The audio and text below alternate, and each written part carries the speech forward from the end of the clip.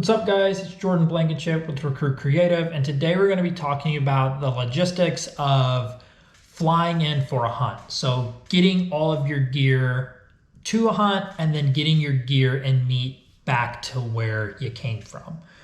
So I just got back from a 7-day mule deer hunt solo, where I flew into Arizona from Illinois, got a deer and got everything back. So I just want to go through some of my experiences flying with hunts, some of the tips I know. It can seem really daunting to fly in, especially if you've never done it before. If you're flying with weapons like a rifle or a bow, a lot of times it's just, for most people, easier to say, hey, let's pack the truck and drive. But some situations you just can't do that. And sometimes it's actually a lot cheaper and you save a lot of days by flying instead of driving. So I'm going to share just a little bit of what I know, some tips, some tricks that hopefully you can use if you're planning on flying in. So I just got back from a 7-day mule deer hunt in Arizona. I was flying in from Illinois, and this hunt was a solo hunt. So it was going to be over a 20-hour drive for me to drive to Arizona, which meant I was going to have to stop somewhere along the way at least once, which meant it was going to take 2 days to get there, 2 days to get back. And that's 4 days of not only PTO and time off work, but also just time that I wouldn't be hunting. So I wanted to reduce that, so I decided I would just fly in. I got a morning flight. And I was able to be at the trailhead at my campsite the day that I left my house in Illinois, which was really great and a super big benefit for an area that I had never been in. It basically gave me a whole afternoon of scouting when otherwise I would be somewhere probably in Oklahoma at a hotel. So the other benefit, and this is going to depend on flights, where you're going, and just time of year, but there's a cost saving factor for me. Solo, there wasn't anyone to split gas with. If you got 4 buddies and you can drive, you can all split gas. That works great. If you're going solo, it was going to cost quite a bit in gas. Plus I was going to have to get a hotel on my way out and on my way back. So flying for this trip cost about $400 there and back. And then I had to rent a truck once I was in Arizona, and I will get into that later on in the video.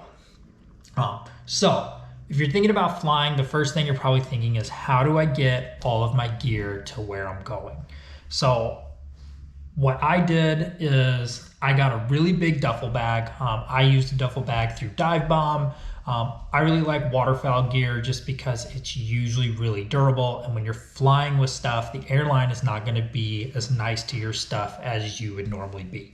So anything that can survive in the back of a truck during a rainstorm, or anything that can survive me and my buddies on a boat duck hunting, can survive an airline. So I used an extra large duffel bag from Dive Bomb. This duffel bag was large enough that I could get my frame pack and pretty much all of my gear in the bag. Now, one caveat to that is this is going to be a backpack hunt for me, so most of my gear was already light, which is something you need to take into account when you're flying on these airlines. Most of them will have a weight limit for your bags, and that plays a key role for when you're flying back, especially if you're coming back with meat. So large duffel bag, all of my hunting gear, frame pack, or I should say most of my hunting gear goes in that duffel bag, and I constantly weigh it to make sure it's not over 50 pounds. So I was flying Southwest Airlines. I've never had issue with Southwest. I've heard great things about Alaska from buddies as well, Alaskan Airlines. But with Southwest, you get 2 checked bags are free. So for me, it was my rifle case as my first and my duffel bag as my second. And then you get 1 carry-on bag. So my carry-on bag was a Dive Bomb backpack, which worked really well for this trip. Although I will say, if you have a soft-sided cooler like an Arctic or a Yeti or whoever, lots of places make those soft-sided coolers. Those fit as a carry-on as well. And that would be my recommendation. In fact, I'll probably be purchasing one for the next time I have to fly out for a hunt. But for this hunt, I didn't have it. I had my backpack from Dive Bomb, and it worked just fine. So I put as much gear as I could in the Dive Bomb to get it up right under 50 pounds, and then anything extra, heavier gear like my optics, my camera lenses, tripod, stuff like that went into my rifle case. I have a single rifle case, although I will say I've heard a lot of people will use a double rifle case just because you can get even more gear in it. So don't forget about your rifle case. You can put gear in that as long as it's not over 50 pounds. So put a lot of the heavier stuff in my rifle case. Everything else went in my Dive Bomb bag.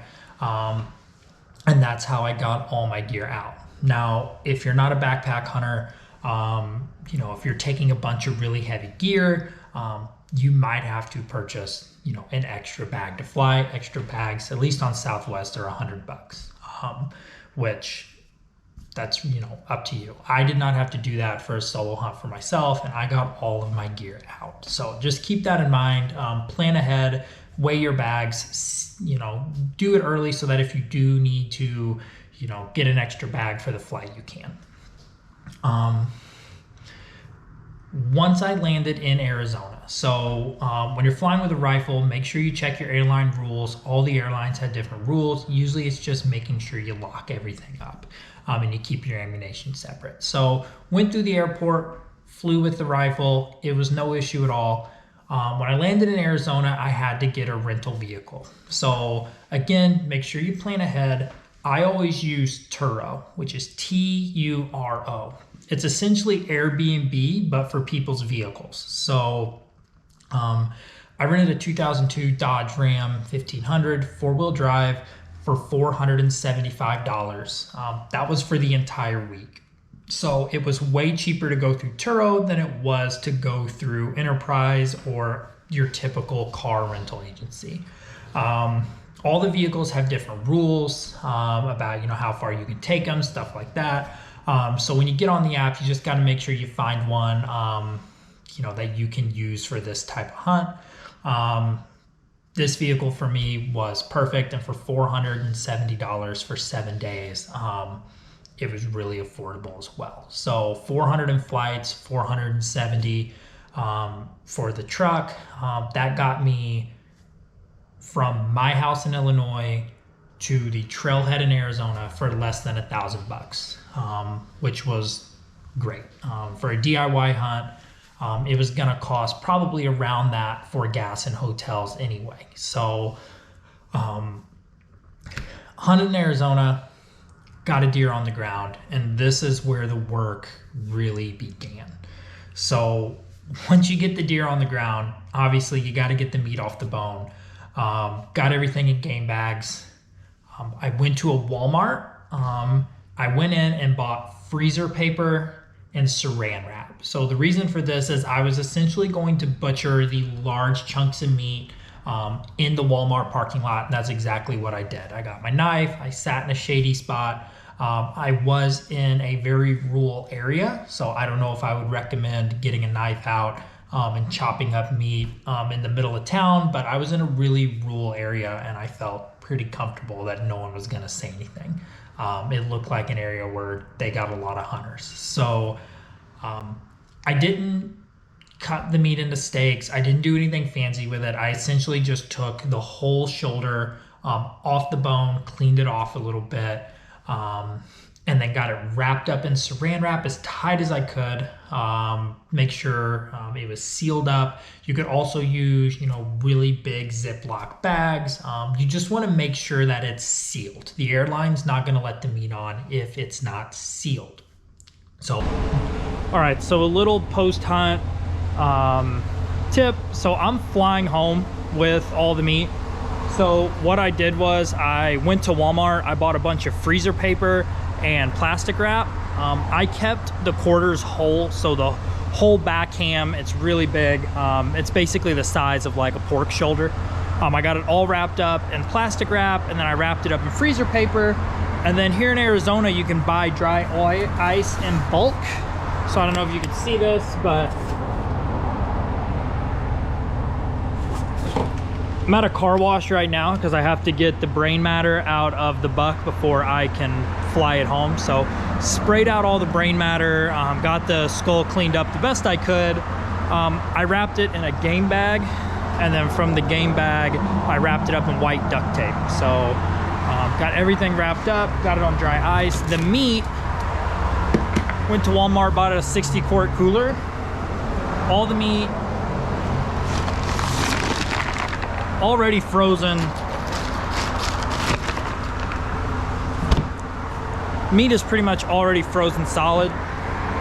Like I said, wrapped it up just like they would at the butcher. Got it in the bag.